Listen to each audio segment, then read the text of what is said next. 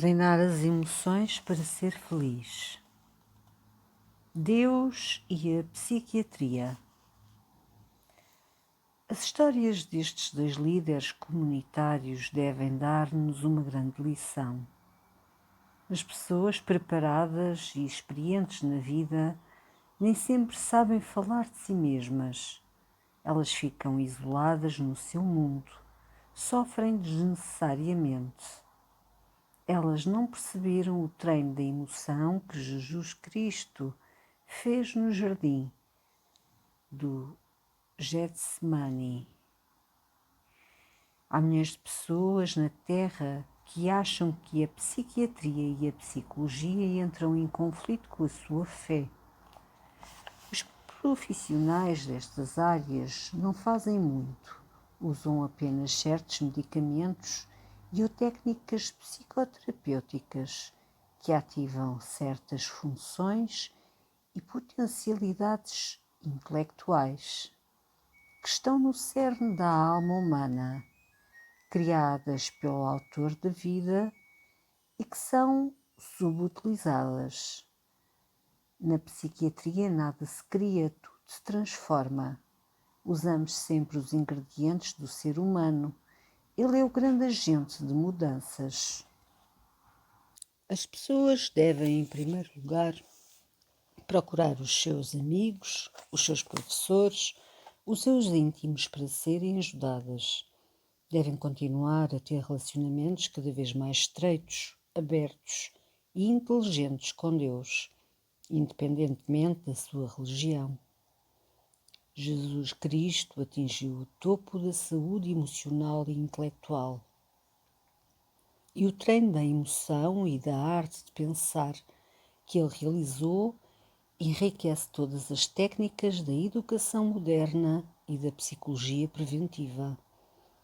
Mas há situações em que certas doenças causam tantos danos à emoção e ao intelecto que obstruem a fé e destroem o ânimo da vida. Nesse caso é necessário um tratamento e o preconceito contra esse tratamento impõe graves riscos à saúde. Muitos homens de sucesso, como já apontei, da área profissional, social, intelectual e espiritual, sabem ajudar os outros, mas não se sabem ajudar a si mesmos. Muitos psiquiatras são excelentes para orientar os seus pacientes, mas nem sempre sabem dar uma direção lúcida às sinuosidades da sua própria vida. Muitos juízes sabem julgar com serenidade as causas dos outros, mas nem sempre têm serenidade para julgar com lucidez os seus conflitos emocionais e familiares. É com pesar que constatamos que, à medida que os homens sobem na escala do sucesso, descem na escala da habilidade para navegar nas águas da emoção. Deixam de falar a linguagem do coração, isolando-se e investem menos na sua qualidade de vida. É sempre tempo de aprender. Certa vez alguém me ligou com uma história interessante. Ele estava a sofrer há anos por um transtorno ansioso, mas nunca teve coragem de dizer a ninguém, nem à sua esposa, com quem está casado há mais de 17 anos. Embora seja um respeitado executivo, fale 5 línguas e tenha uma vasta cultura, é governado pela sua emoção. Há cerca de 7 anos que ele tem a ideia fixa de que tem SIDA. A sua SIDA é virtual, não existe. É fruto da sua imaginação obsessiva. Talvez esteja a pensar, mande-o fazer o exame que o problema ficará resolvido. Nem sempre. O transtorno obsessivo às vezes manifesta-se como a ditadura da dúvida. Os seus portadores duvidam de tudo, inclusive dos médicos e dos exames. A cada 15 dias ele faz exames para verificar se tem o vírus do HIV. O exame dá negativo. Ele fica tranquilo durante uma semana. Após esse tempo, começa a pensar que se enganaram no exame, que trocaram o seu sangue. Ele tem consciência de que não tem o vírus do HIV, mas a emoção é ingênua. Ela vive como se a pessoa fosse portadora. É provável que hajam na SIDA cancros e ataques cardíacos virtuais do que reais. Felizmente, após anos de solidão, ele teve coragem de se abrir e falar do seu sofrimento. Agora existe um grande caminho a percorrer para resgatar a sua saúde emocional. Conheci médicos, advogados, professores universitários que precisavam de abrir alguns capítulos da sua vida com alguém, mas a sua vida é um livro fechado. Nunca se isole, mesmo que o seu problema não tenha nada a ver com os exemplos que estou a citar. Não importa se é jovem ou adulto, não tenha vergonha de falar de si mesmo. Não tenha medo de falar a linguagem da emoção. Não fale com toda a gente. Cultive alguns amigos íntimos e fale com eles. Nunca se esqueça de que o mestre da emoção estava a anos de luz da maturidade dos seus discípulos, mas mesmo assim ele falou abertamente sobre a sua dor aos seus íntimos amigos. Eu poderia ter disfarçado e tê-la escondido, mas não o fez. Se a pessoa mais saudável, sábia e inteligente que já pisou nesta terra precisou de amigos para falar sobre as suas emoções, como espera ser saudável tendo a solidão como sua companheira? Descubra nas pessoas mais próximas o que elas lhe podem oferecer. Dê-lhes uma oportunidade. Não se considere um gigante no território da emoção. O mestre das sementes. Descartando a madeira. Há duas maneiras de se fazer uma fogueira, com sementes e com madeira seca. Qual é que prefere? Faço essa pergunta a muitas pessoas e elas optam pela madeira. Mas digo-lhes, plante as sementes e terá uma floresta e nunca lhe irá faltar madeira para se aquecer. O mestre da emoção nunca preferia a madeira seca. Ele optava pelas sementes. Planta as sementes nos seus filhos, amigos, alunos e em todas as pessoas que o rodeiam. Não quer resultados imediatos. Não exija das pessoas o que elas não podem dar. Os pais e professores querem resultados imediatos, mas as sementes que plantam no inconsciente só dão frutos depois de anos ou décadas. Queremos tudo para hoje, mas o mestre da emoção era paciente. Ele morreu e não viu os frutos manifestos na vida dos seus discípulos. Ele estava pendurado na cruz. E os seus discípulos, à exceção de João, estavam longe dele, sufocados pelo medo, controlados pela ansiedade. Parecia que era o mais derrotado dos homens, mas as sementes que ele plantou germinaram nos seus discípulos e transformaram-no no mais vitorioso dos seres. Os mais belos frutos estão escondidos nas sementes sem nenhuma formosura. Nunca duvide das sementes. Não se perturbe com a sua aparente derrota na sua empresa, família, escola.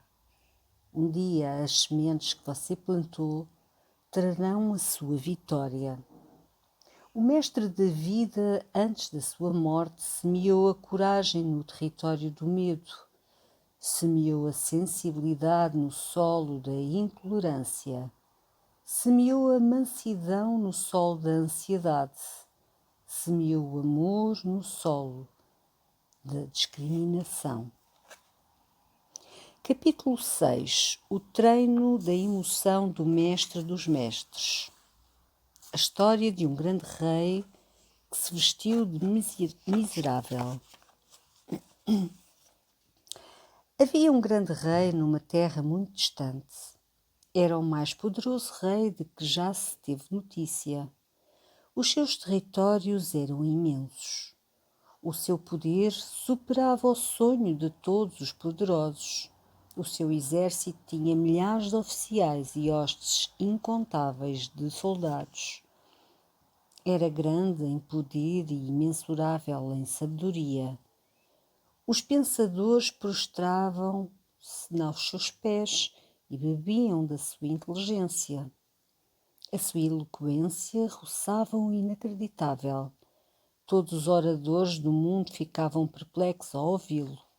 As suas palavras soavam como notas musicais que resgatavam o ânimo e reanimavam o espírito.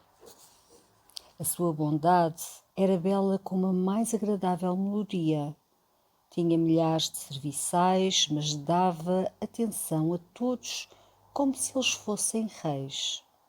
Tinha milhões de súbditos, mas tratava cada um deles como tratava os seus mais graduados oficiais.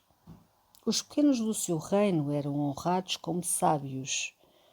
Diferente de todos os poderosos do mundo, ele almejava o coração dos seus súbditos e não a servidão. Por isso era profundamente amado. Por onde passava ele era aplaudido. Tinha milhares de músicos espalhados pelos seus palácios, todos de plantão para lhe agradecer pela sua generosidade, todos apostos para o louvar. O rei era tão rico e tão bondoso que não cobrava impostos ao seu povo. Pelo contrário, frequentemente os supria com abundância de alimentos. A sua amabilidade chegava ao impensável. Ele dava plena liberdade aos milhões de súbditos que o serviam nos seus palácios e a todos os homens do seu povo para servi-lo ou abandoná-lo. Nos seus imensos palácios não havia problemas. Os seus oficiais, ministros, exércitos e serviçais desfrutavam de plena fartura. Mas os homens desprezaram o caminho da sabedoria, esmagaram a solidariedade, pisaram o amor, trucidaram o respeito mútuo e golpearam a liberdade. A tristeza e a miséria brotaram naqueles solos. O rei entristeceu-se profundamente, pois amava-os como se eles fossem a continuação do seu ser. Enviou inúmeros sábios para lhes corrigir as veredas, mas eles pareciam incorrigíveis. Todos aqueles que assistiam o grande rei perceberam o seu abatimento. Estavam preocupados, pois isso nunca tinha acontecido. Os seus ministros chamaram os cantores que lhe fizeram grandes recitais, mas nada o animava. Os seus sábios reuniram-se para elogiar a sua espetacular inteligência, mas nenhum elogio os satisfazia. Os seus oficiais reuniram-se para falar da sua grandeza, mas nenhuma honra lhe trazia alento. Houve angústia em todo o seu reino pela tristeza do rei. Eles amavam-no profundamente, mas não sabiam como acender as chamas da sua alegria.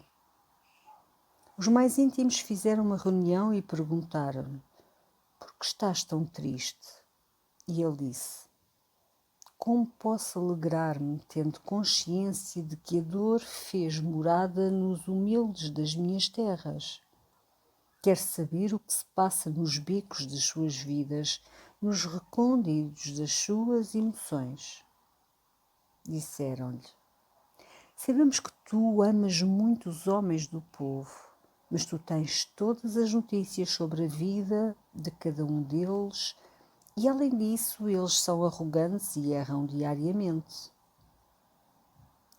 O amor que sinto por eles não me faz descansar. Eu sei o que eles passam, mas não sinto o que eles sentem, e tudo o que tenho feito não consegue despertá-los", disse o sábio e afetivo rei. E completou: "Quero sentir a dor de cada criança, A angústia de cada mãe, a aflição de cada miserável. Receosos, perguntaram-lhe: como poderás fazer isso? Para espanto dos seus íntimos, disse o rei sem titubear: abandonarei o meu palácio e tornar-me-ei um deles. Sairei de madrugada com as piores vestes.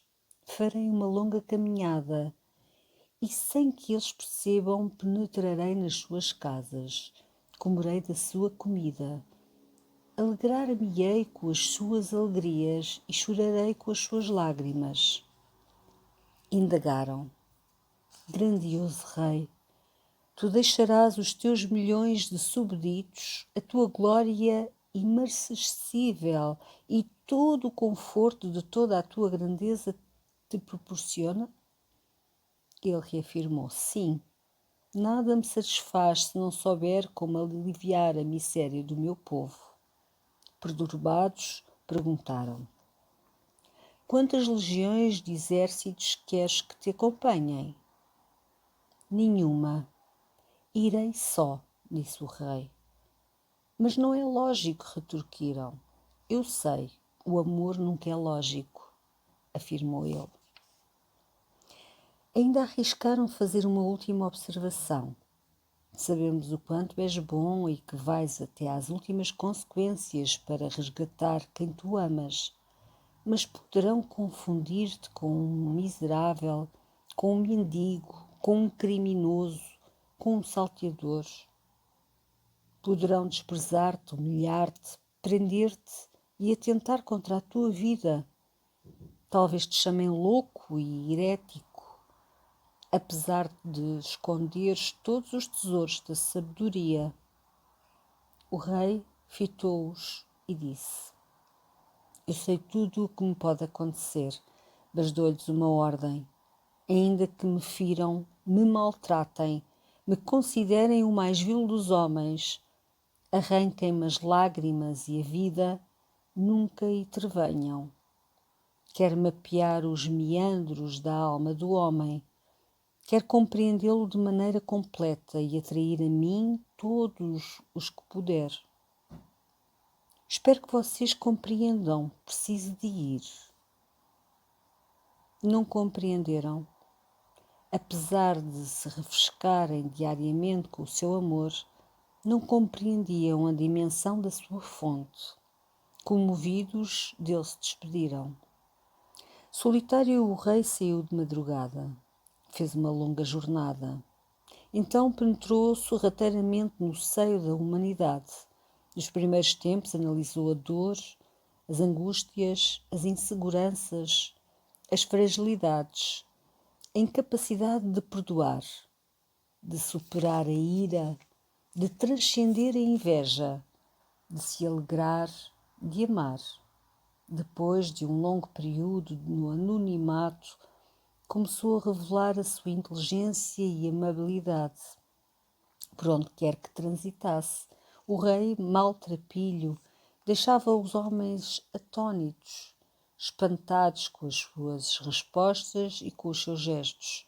Perguntavam: quem é este homem misterioso, que tem mãos grossas do trabalho e se esconde atrás de vestes tão simples? Sociável, o rei entrava na casa de todas as pessoas. Entrava na casa dos miseráveis e consolava-os. Dos desprezados, gastava horas a falar-lhes sobre o milagre da vida. Atava as feridas dos moribundos. Chorava as lágrimas dos pais que perdiam os seus filhos. Satisfazia-se com o contentamento dos seus amigos. Gostava de participar em festas. Almoçava e jantava na casa de todas as pessoas. Era tão gentil e sociável que tinha coragem de se convidar para jantar. Todos queriam ser amigos dele.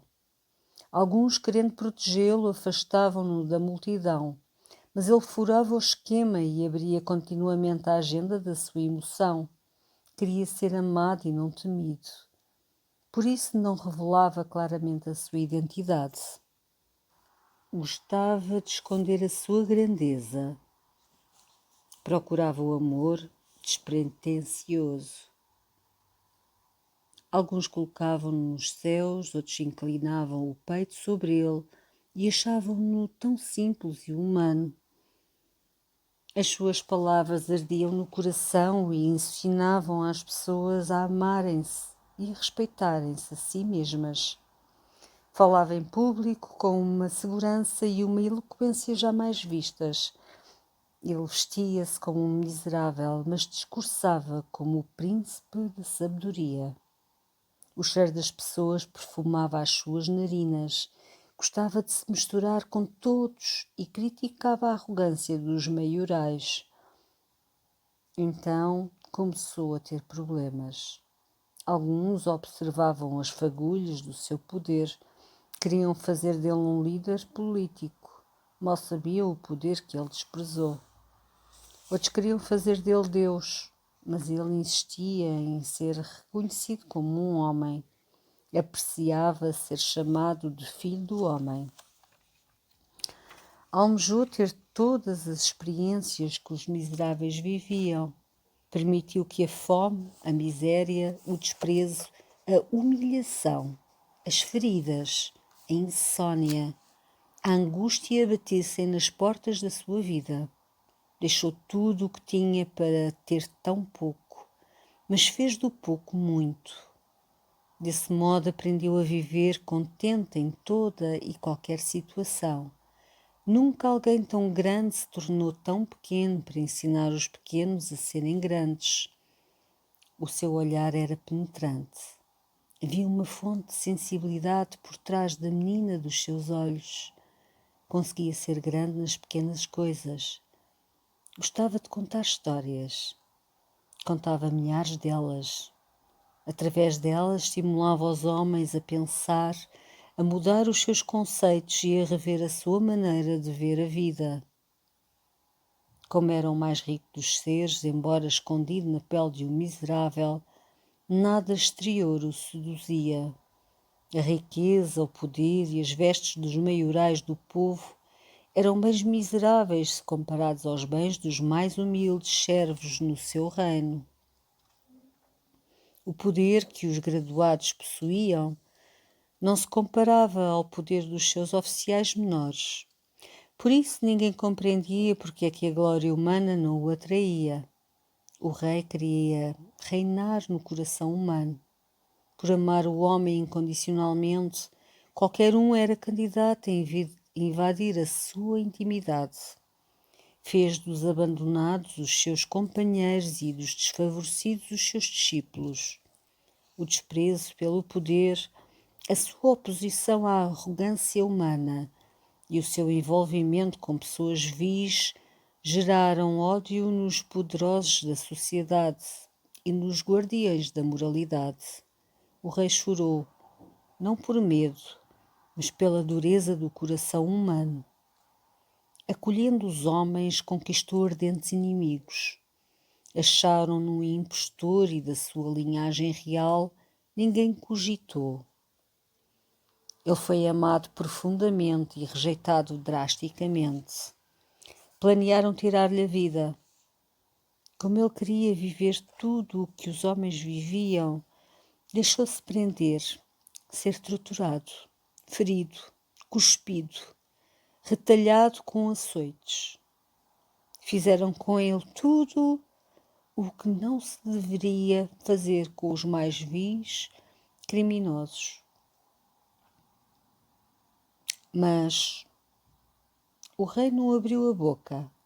Foi gentil com os violentos e paciente com os arrogantes. Por fim, compreendeu como ninguém os recantos da inteligência humana, as vielas da emoção e os fundamentos dos pensamentos. Essa história sintética, recontada por mim, retratam as linhas básicas que as 4 biografias ou evangelhos de Jesus Cristo querem mostrar. Diversos fenómenos misteriosos ligados ao seu nascimento. Propósitos e intenções não foram relatados, pois uma simples história não tem espaço para conter todos esses itens. Como o mestre da emoção contava inúmeras histórias sintéticas sobre si mesmo, Tentei colocar a sua biografia numa história pequena e imperfeita para usá-la como pano de fundo para que eu possa analisar uma ou outra história chocante contida numa das suas intrigantes parábolas, conhecida como a parábola da ovelha perdida. Certo dia estava mais uma vez a comer na casa das pessoas não recomendadas socialmente. Chegaram então alguns fariseus e reprovaram-no por ele ser amigo de publicanos e comer com pecadores. Os publicanos eram coletores de impostos ao serviço de Roma. Portanto, eram odiados pelos líderes religiosos de Israel. Os pecadores eram pessoas que não seguiam os rituais religiosos. Alguns eram imorais, outros ex-ladrões, e outros ainda eram prostitutas e leprosos banidos da sociedade. Ao ver a arrogância dos fariseus, quis dar-lhes uma profunda lição. Dessa vez foi longe demais. Numa simples história, chegou às últimas consequências para treinar a emoção daqueles homens rígidos, destituídos de sensibilidade e que não sabiam ver o mundo com os olhos dos outros. Ela está cheia de fenómenos sociológicos, psicológicos e educacionais profundos para mostrar aos fariseus o valor incondicional da vida e estilhaçar os seus preconceitos. Esta parábola tem um conteúdo tão forte como a corrida do espermatozoide pelo pódio da vida. Ele compara-se a um pequeno pastor que correu todos os riscos, passou por todos os perigos para ir atrás de apenas um ser humano. Nunca a vida foi tão exaltada. Talvez muitos estudiosos nas biografias de Cristo, que varreram os séculos, não tenham estudado essa história sob o ângulo que vou analisar. Vou recontar esta parábola, procurando preencher os espaços que ele, pela economia de palavras, não falou, mas indicou. Vejamos.